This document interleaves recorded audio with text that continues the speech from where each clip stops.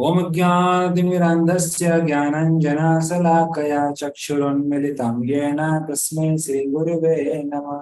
नमो विष्णुपादाय कृष्णपृष्ठाय भूतले श्रीमते भक्तिवेदान्त स्वामी इति नामिने। नमस्ते सरस्वती देवी गौरवाणी प्रचारिणी निर्विशेषा शून्यवादी पाश्चात्य देशतारिणी।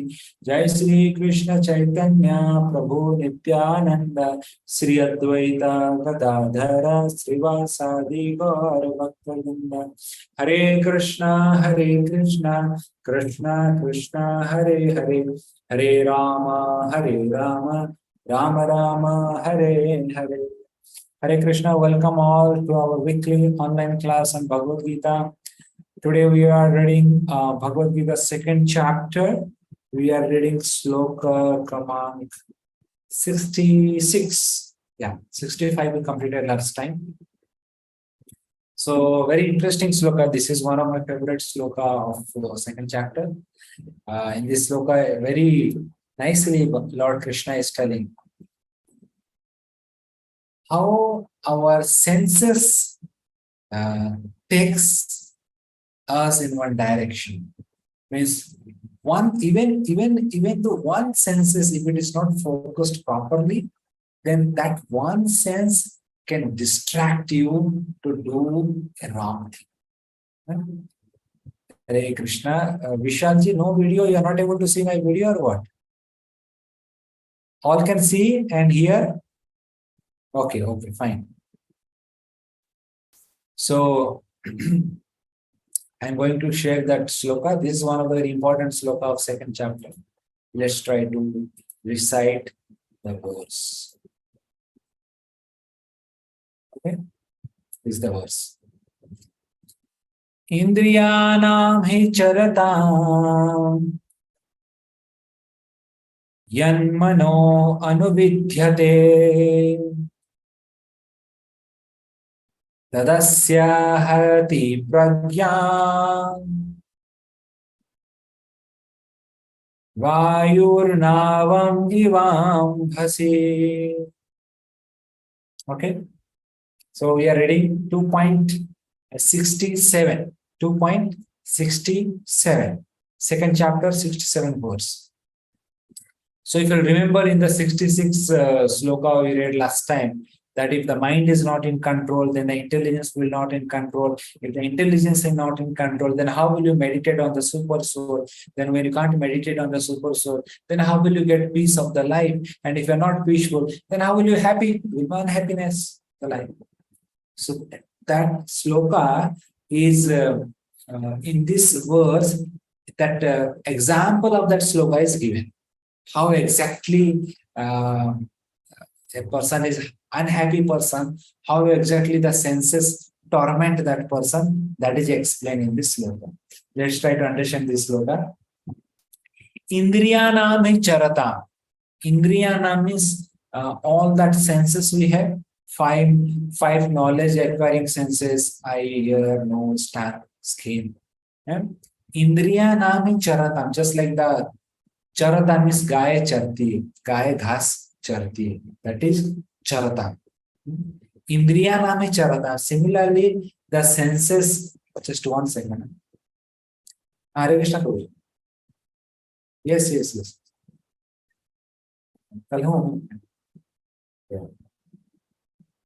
So just like the cow that runs after green grasses, similarly the senses that runs after the sense object. That is what Krishna is telling. Indriyanam hi charata. The moment the eye sees some new movie or something, the eye want to see that movie. The moment the nose smells a fragrance of pani puri, then immediately the nose tells, come on, let's go there. I'll eat some pani puri. The moment the ear hears some kind of music, Bollywood music, new trending music, then you want to see that video. So the senses are automatically that get attracted to the sense object. Indriyanam hi charatam. Then what happened? Yan mano anubidhyate. So when senses goes after the sense object, Yan mano anuvidyate. Then mind anuvidyate means mind follows the senses. Okay. So when senses are going, then the mind has to go there. Sometimes you see them, sometimes the children they run here and there. Then the mother also runs behind the child. Na? The mother will say, "Mera kya hai? Chodo jaane do." Hey, the mother is attached to the child. If the child runs, then the mother also has to run behind the child because there is a relationship between mother and child. Similarly, when the senses are running towards the sense object, then automatically the mind also follows the senses. Yan mano anuvidyate. And then what happened? Tadhasya harati pragya. Pragya is what? Pragya is your intelligence. Pragyan is what? Intelligence. So when senses is going, mind follows that. When mind goes, then intelligence follows that. Getting the point? Krishna is explaining the science, the science what takes place inside our brain.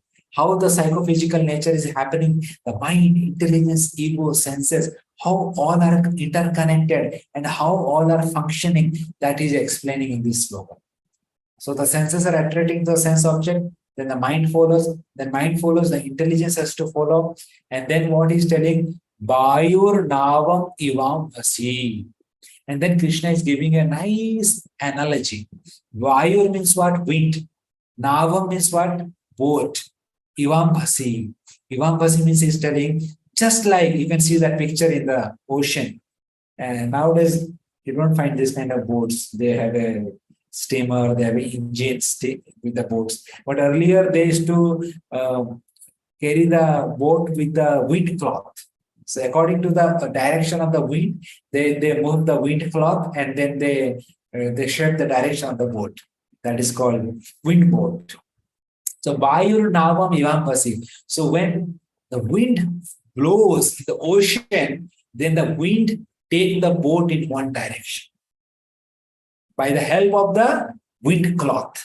Vayur Navam Ivam Vasi. So Krishna is, and the boatman may not like to go that direction, but if the wind is so much, then the boatman is helpless. The boat was forcefully taken in the direction of the wind. And that's how the senses works in our body. Krishna is telling.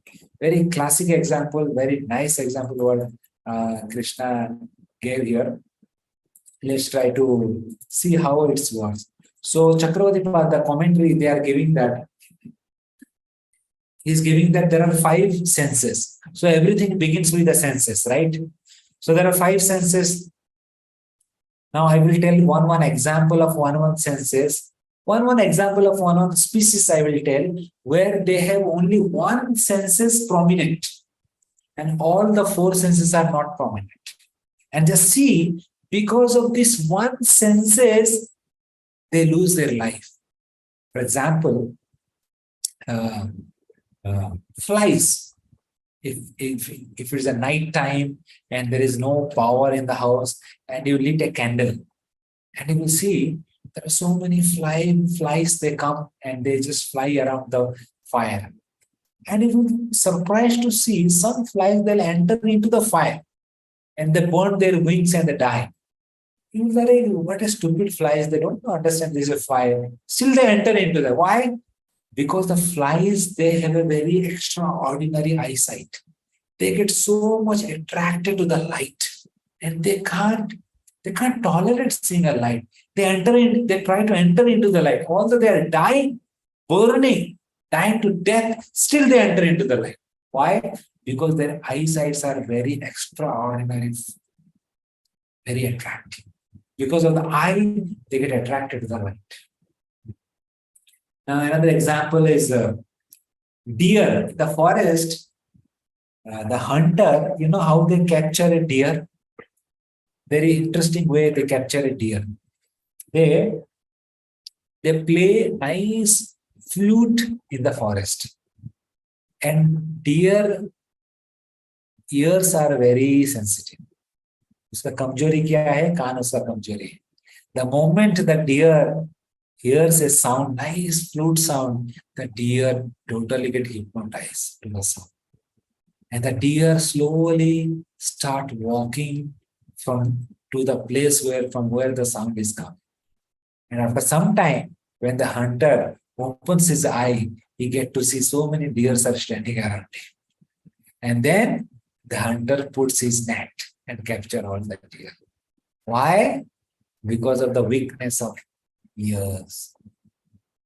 That is how the deer get captured, because of the sound. And then elephant, such a huge animal, even elephant can kill a tiger, huge animal. And how they capture an elephant, they dig a big hole in the forest and they put little some kind of a branches, leaves, and they cover the hole, the top. And they trained a she elephant to attract a he elephant. And the elephant has a weakness of his skin, touch senses. So the she elephant goes and she starts rubbing her body with the he elephant. And then the he elephant gets attracted to the she elephant. And that's how the she elephant brings the he elephant to the ditch. And the moment they are close to each other, the she elephant kicks to the he elephant and the he elephant falls down in the ditch. And that's how the he elephant was get captured. And that's how they capture the elephant. And then how they train the elephant for 7-8 days, they don't give any food to the elephant. And after 7-8 days, the elephant thinks, my God, I'm going to die now. And the elephant is thinking, kuch to khana de do yaar, mar jaunga. And they give a small chapati, one chapati, and they say that, okay, lift your trunk, stand up, sit down. And that's how they start training in that ditch only. Then they give 2 chapati, and then the elephant understand, okay, this is my master. If I obey this person, then I will retain my life. Otherwise, I'll die because nothing else. And that's how the circus people, they train the elephant and then they bring that elephant to the circus. Just imagine, because of the weakness of the skin, the huge elephant get captured. And they come to the circus and they started dancing in the circus, standing on a stool, jumping from this point to that point. That is how they capture. And then fish, how they capture fish? They put a bait, right? Small earthworm, they put inside water. And the fish sees a worm. He has a weakness of tongue. Immediately, anything he sees, he gulp it. So many times I've seen in Yamuna, sometimes even though a leaf or a flower or even a stone, when I put in a water, the fish comes and gulp the stone. And after some time, it throws the stone. The first thing the fish, whatever he sees, he puts inside the mouth. And then he realizes, oh, it's not eatable. Then he just vomit it. But this time when the person puts a bait in the fish and gulp it, he can't vomit because the hook, it gets entangled inside the throat and he loses his whole life, dies. That's how the fish was captured, because of the weakness of tongue. The last is bee, honeybee, bumblebee. It's a bumblebee. Bumblebees, they have a weakness of nose, fragrance. They're very weakness. They can't tolerate the smell, the fragrance. From wherever the fragrance comes from the flower, they just run to that flower. And these bumblebees, they die how? And the most enticing flower they like, the most fragrant flower they like, that is the lotus flower. And when the lotus blooms, when the sun rises, the lotus blooms. And the lotus flower has a special fragrance. No other flower has that. It has a special kind of a fragrance. All the bumblebee, they get attracted to the lotus flower just to have that fragrance. And the pollen grains, the yellow color, they just enter inside the lotus and they start smelling the fragrance. And in that intoxication, they forget that when the lotus gets closed and when the sunsets happen, what happens? The lotus again gets closed. But just imagine, they are so intoxicated with that smell, they forget that the door is closing. I have to go out. Otherwise, there will be no oxygen. I will die inside. but they can't realize. And the lotus get closed. And in the morning, next day, if you go to the lotus flower, you will find so many bumblebees, dead body inside the lotus flower. This is how the bumblebee dies because of the weakness of the nose. Now, my question is very interesting to hear all these species, how they have weakness. All these species, they have one senses, they have a weakness, only one sense, right? And because of that, they lose their life. But interestingly, the human beings, they have all these five senses are active. All these species, they have only one sense is hyperactive. Because of that, they lose their life. But the human being have all the five senses super active. We can see, we can smell, we can hear, we can taste, we can touch. All these five senses are par excellence in the human body. God has given this human body with all the senses in super active way. Just imagine the precarious condition of human beings. If we were not going to engage the senses in the proper direction, what would be our situation? The five senses will pull in five different directions, and we will get mad into sense gratification. And that is how your Prabhupada is telling that the human life is very, if it is not controlled properly, the senses are not engaged properly, then there is a high chance that these senses only degrades you to lower spaces. That is how it's very important that we engage our senses in proper Krishna conscious activity. Prabhupada is writing here, among all the senses moving towards their respective sense object, the mind follows after one sense. Prabhupada is telling, even though you may control your four senses, if one senses, if you are let it loose, chalta hai na, ek sense se chhod dete hain. Even though you let loose one sense, if that one sense get attracted to a sense object, that one sense can also attract the whole mind in that direction. And when mind goes, intelligence follows. When intelligence follows, soul also goes in that direction. That's how the fall down happens. So you have to be very careful that all the senses should be engaged in positive engagement. Right? All the senses should be engaged in devotional engagement. And there is a famous devotee in Bhagavatam, that sloka comes, that his name is Maharaj Ambarish. So he's a very famous Vaishnava devotee and he was a king. So he was telling that I am engaging all my senses in devotional activity. How? So he was giving each example of his senses. How can we engage that in devotional activity? For example, he is telling, in my eyes, I take darshan of Radha Vrindavan Vihari every day. Like my eyes, I take darshan of the deities, Lord's Archavigraha. And my ears, I hear the kirtan of God. Hare Krishna, Krishna Krishna, Hare Hare, Hare Ram, Ram Ram, Hare Hare. I hear, rather than hearing some Bollywood pop music, I hear chanting of Lord's Kirtan, bhajan of Lord Hari. And my tongue, I smell the flowers that are offered to the deities, the tulasis that are offered to the lotus feet of the deities, that I smell with my nose. And then with my tongue, I taste the spongeous Krishna prasadam, what is offered to Lord Krishna. I taste the prasadam with my tongue. And I chant Lord's name also, Hare Krishna, with my tongue. And with my skin, with the body, I embrace devotees. I touch devotees' lotus feet. If equal devotees, then I embrace them. And if senior devotee, I touch their lotus feet. If junior devotee, I bless them. So in this way, I touch devotees' body. So in this way, all my five senses, I engage in Krishna service. Okay, in my hand, I do seva.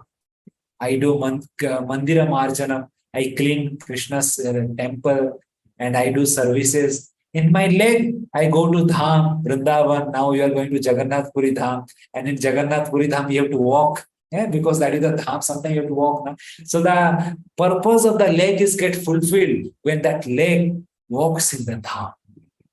In this way, all our body, mind, intelligence, all our five senses can be used in positive engagement, keeping Krishna in the center. This is the classic example comes in Srimad Bhagavad Puran, ninth canto, this episode comes. So Prabhupada is telling, unless all of the senses are engaged in the service of Lord, even one of them engaged in sense gratification can deviate the devotee from the path of transcendental advance. So never underestimate any senses. All these five senses, human beings are very, in human being, all these five senses are very super active. So never underestimate these senses. Otherwise, like this boat, it will be tossed in the ocean, material ocean. The senses will get attracted in one direction, then the mind will follow that, then the intelligence will follow that, and it will be topsy-turvy in the ocean, and nobody can control it. So let's allow Krishna to he's the master captain of the ship. Let's allow Krishna to control our senses. Let's engage all the senses like the gopis of Vrindavan. They were always engaging all the senses. Always they were chanting different songs of Krishna with the hand. They were always doing manthan of the makhan, and they were always looking at Krishna. They were hearing Krishna's song. They were dancing with they were engaging the whole body in Krishna's dance in Rasalila. So in this way, you can see how the gopis, they were engaging everything they have in Krishna's service. And that's how wherever we are, we can also dawdle our senses as much as possible in Krishna's service. And that's how we can perfect our human life. And if the senses are engaged in Krishna's service, then automatically mind also follows that. Mind also becomes Krishna consciousness. When the mind is become Krishna consciousness, automatically intelligence also follows that. Intelligence also becomes Krishna consciousness. So when your senses, your mind, your intelligence all become Krishna consciousness, then automatically your soul is also become Krishna consciousness. That's how in this sloka Krishna is telling, Indriyanam hi charatam yan mana anuvidhyate tadasya harati pragya vayur navam ivam pasi. Just like the senses follows the sense object, mind follows, intelligence follows. So we have to make it in a positive way. Engage the senses in Krishna conscious activity, then mind also become Krishna conscious mind. Then intelligence also gives ideas how to practice Krishna consciousness in a more nice way. In this way, the sutra is that don't think much about intelligence, ego, mind. Just engage the senses in Krishna conscious activity. Very simple. आंखों से भगवान का दर्शन, कानों से भगवान का कीर्तन, मुंह से भगवान का चैंटिंग, कृष्ण प्रसाद, हाथों से भगवान का seven. Just engage all your senses in Krishna service. Simple. Automatically everything will follow. Mind and intelligence. That is not our headache. Our headache is to engage the senses in Krishna service. Okay. So with this, I want to end today's class here with this sloka. And next week, we'll have our class on Friday because I'm traveling tomorrow to Odisha, Jagannath Puri for booking all the hotels, guest houses. So I'll return on 28th morning. So 28th evening, we will have our weekly online class next week. Okay. Yes, so I'm giving access to all of you. Those who have any comment or any questions or any thought, your introspection, please feel free to share. Hare Krishna.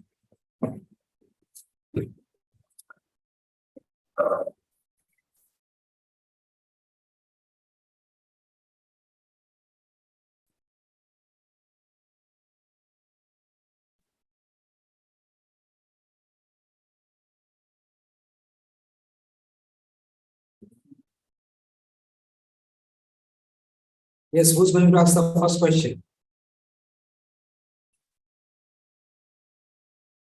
Satrupa ji, Sarat ji, Adhik Maas has started. How many rounds you have chanted today? The morning is very anxious about the rounds. Yes, how many rounds? Well, I started. See, your morning was like our evening was your morning time yesterday. So I did 3 rounds. So what? Times what? 1.6 million. So what's your planning for Adhik Maas? Every day, minimum 2 rounds. Oh my God.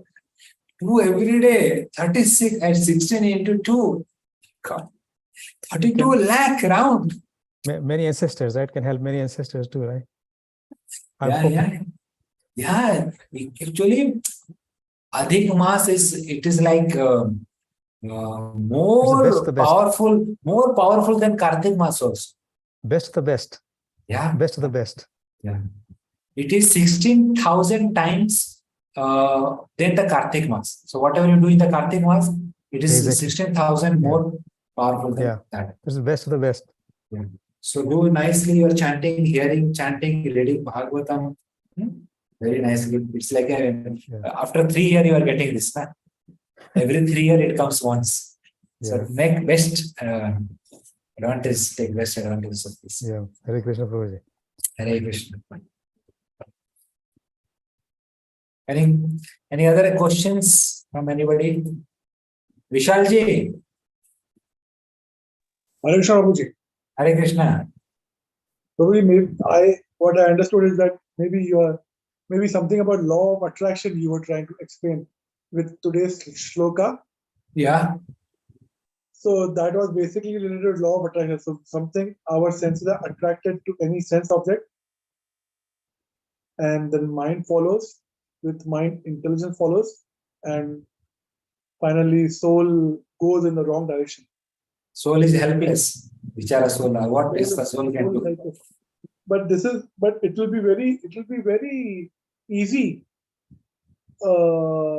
for sense to go in a wrong direction. Like just get attracted to any object. It's very easy.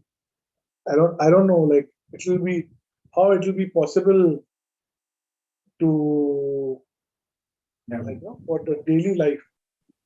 If it is not completely, if it is not your life is not 100% Krishna conscious, then I'm not sure like how to control the senses. Yeah. So it's like somebody likes chocolate ice cream, somebody likes vanilla ice cream, somebody likes butterscotch.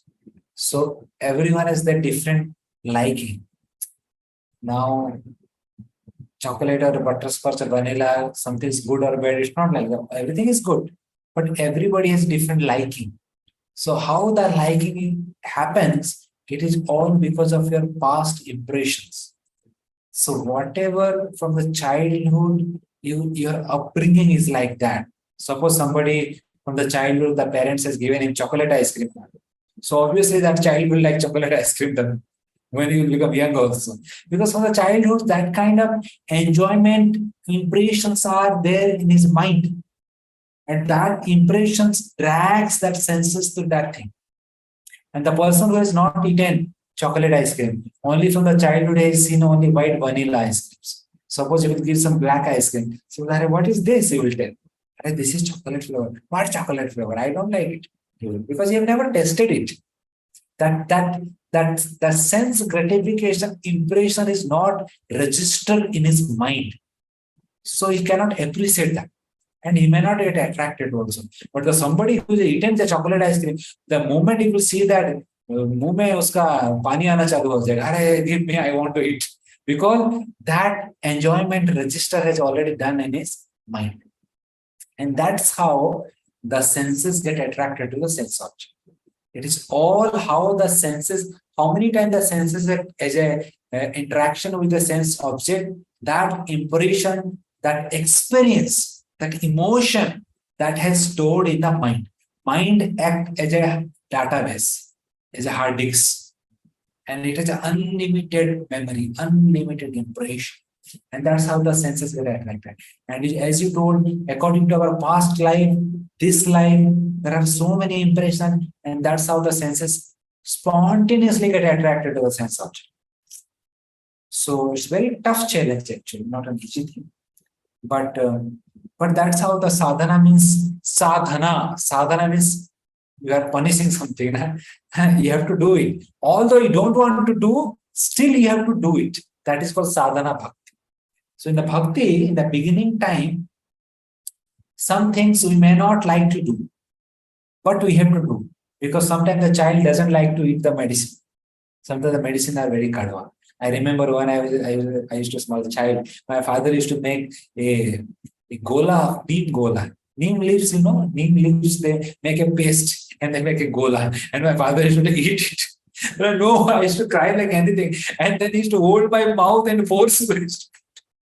Every Sunday, he used to forcefully give a neem gola. I used to cry like anything. No, Sunday means I used to be horrified about neem gola. I eat a neem gola today. And I didn't like that because it was kadwa, bitter. But still, it was good for the health. So my father used to keep. So similarly, in the sadhana, because so many things that is good for us, but we may not like it. The mind will not like it. Just for example, chanting our Hare Krishna mantra on beats. It's a great tapasya. You saw that drama I posted in the group, chanting Hare Krishna. Not seen it. You should see that drama. Very interesting drama. We just make on chanting. Just say how 40-50 minute drama. We perform that drama in Radha Gopinath, ISKCON Radha Gopinath Grand Tour on 16th July. It was a huge success and so many devotees liked the drama. And they were telling, we will call you across the world to perform this drama. It was you just took out what was there in our heart and you showed to the whole world. So it was a very nice thing. Just see that drama. You will like it like anything. So like chanting, the mind never likes to chant because when you chant means you are controlling the mind. And mind likes to be free. जो मन में आए वो करना चाहता है mind.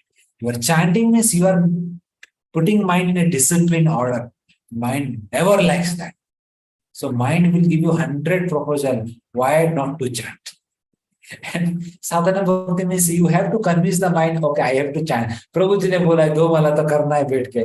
अरे चुप बैठ करो mind. So that's a tug of war between mind and you.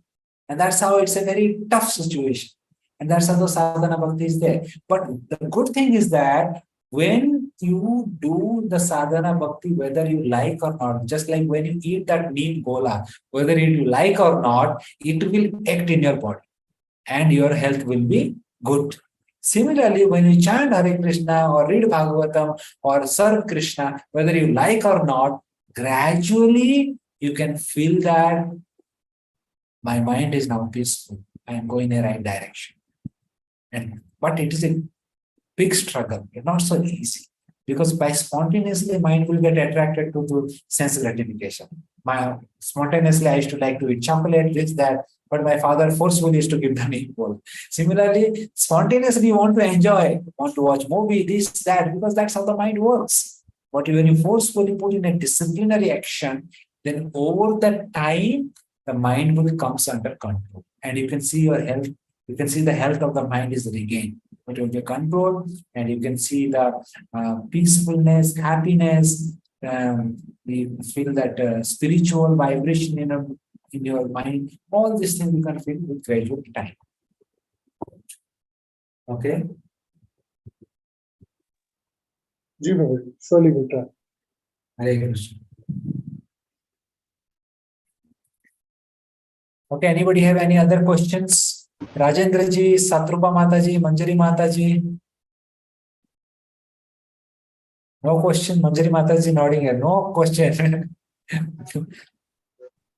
Yes, Rajendra Prabhu ji. Last time I couldn't take your question, and also you were there. I couldn't with you. Yes, Prabhuji. I understood that sense control is essential. I was wondering whether how the meditation and breathing, that is pranayama, affects the nadis and the panchakoshas, and then how we can control the things. Is there any relation in this? Yes, yes, yes. The pranayam, in the pranayam, inhale and exhale. Apana vayu and pana vayu, the udana, both the vayu, one vayu goes inside, one vayu comes out. So when you inhale and exhale, that is connected to your mind also. You can feel if your mind is very much agitated, sit at one place and just take a deep breathing. And just exhale deep, slowly. And do 3-4 times, and you will see that your mind will be peaceful. And all these are interconnected. So that's how, because these all are connected to our nadi. We have different nadis in our. It's very subtle. You won't see in the MRI scanning or X-ray scanning all these nadis. They are very subtle energy nodes in our body that connected to our nerves. So when you do this kind of pranayam, anulom, bilom, all this pranayam, that affects your Jataragni, your Agni fire, digestion, that also improves. Your mind become peaceful. That also helps. But the main thing is that this will only give you peacefulness in your mind. But the thing is that we have to make our mind spiritual, connect to God, Krishna. For that, we have to chant mantras like Hare Krishna mantra. So we chant Hare Krishna. So by pranayam, you can make your mind peaceful.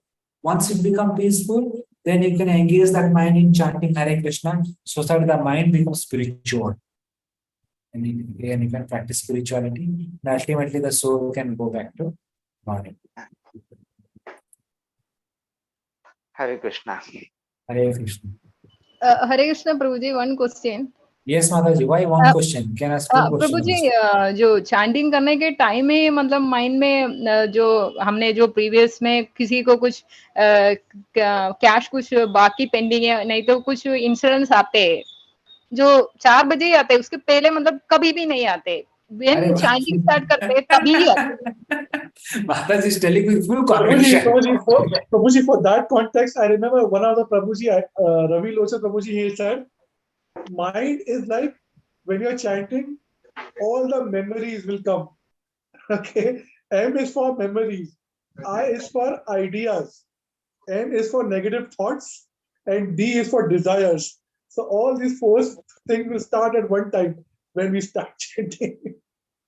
So I will recommend Mataji, please watch that drama. You will very pictorially understand how the thoughts are coming. Okay. Okay. So, Prabhuji, can you share once again? Yeah, I'll say The that drama link. Yeah, I'll say the link. So Okay. actually, see, mantra means what? Manaha trayate itihi mantra.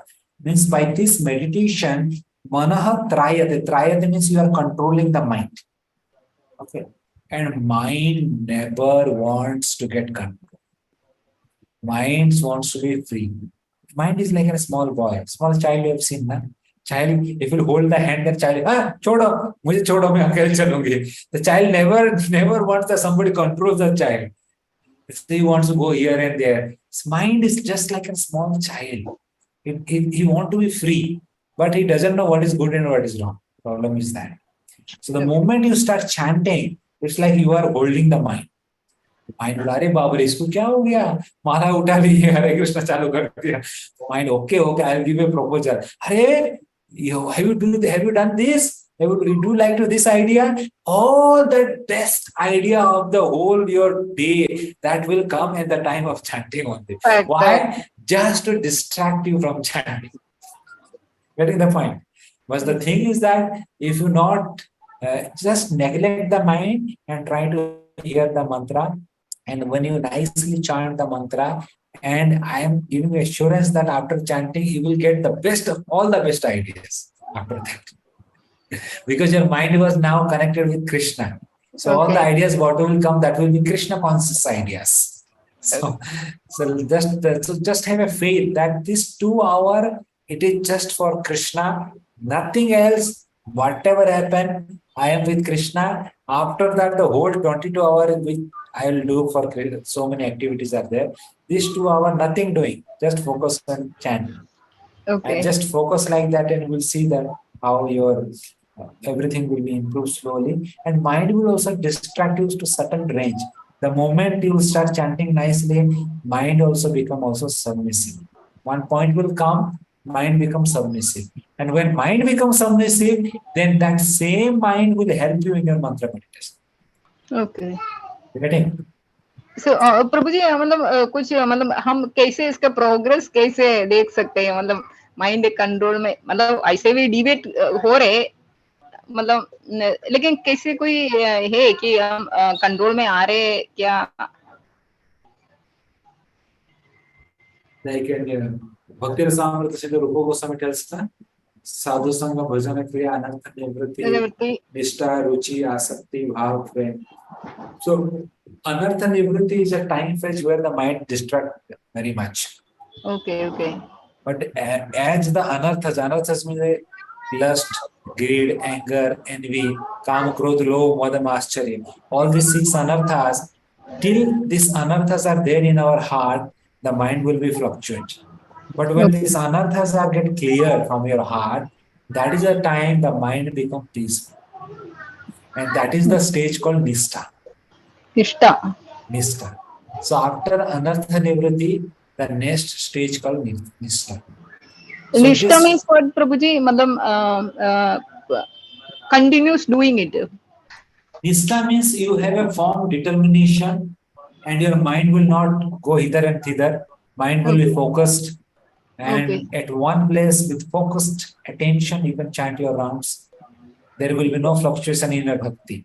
Every day will be same. Otherwise, before Nishta, someday, okay, today is Ekadasi, let me chant nicely. One day you will chant 16 round or 20 round, other day, अरे आज क्या chanting का मन नहीं होता है, ठीक है कल chant करें, आज movie देखेंगे. So your mind will get fluctuate from this to like a pendulum, from A to B, B to A. So this is called anartha nivritti. Sometime you will do something good activity, sometime you will go to another extreme. And you will do sense gratification. You will forget about chanting one. Then again, oh, I have to chant here. 2 दिन से chanting नहीं किया. Third day you will start chanting. So this kind of oscillation between two extremes happens in anartha nivritti. Okay. But if you will keep fighting, then you can cross this stage. And the next stage is called Nishta, where you will be fixed at one point. And no matter whatever happen, you will not come down. You will be fixed at one point. That is called Nishta. Okay.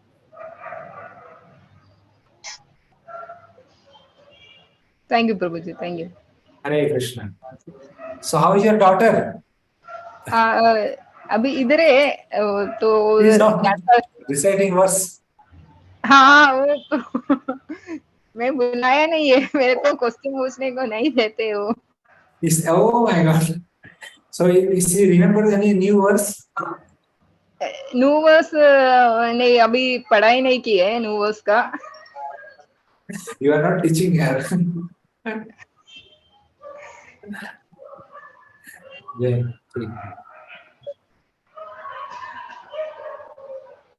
Okay, anything else?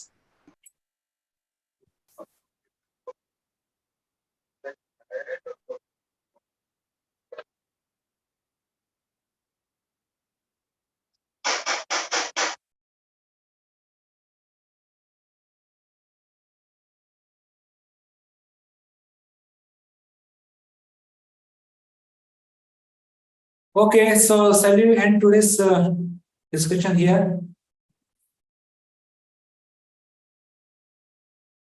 So our next class would be next week, Friday evening. Okay. So, and those who have not watched that drama, I am again posting in the group. You all can watch that